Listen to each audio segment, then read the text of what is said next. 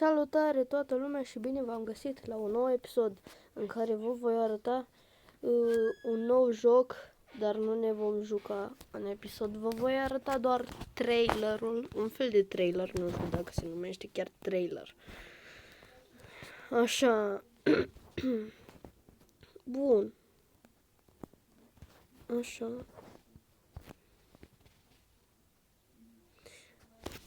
Bun, vedem, o să vedem acum acest trailer, nu știu dacă îi putem zice, trebuie să așteptăm puțin.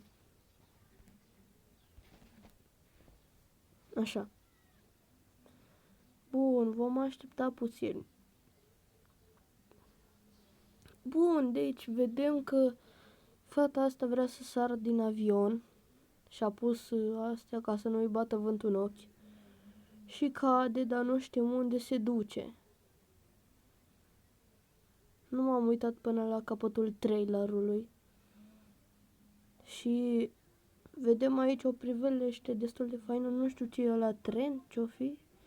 Habar n-am. Bun, deci... Wow, ce faină a fost chestia asta. Și cam atât a fost trailerul. Deci da, să vă uitați la episoade, să dați acolo și un like și un subscribe.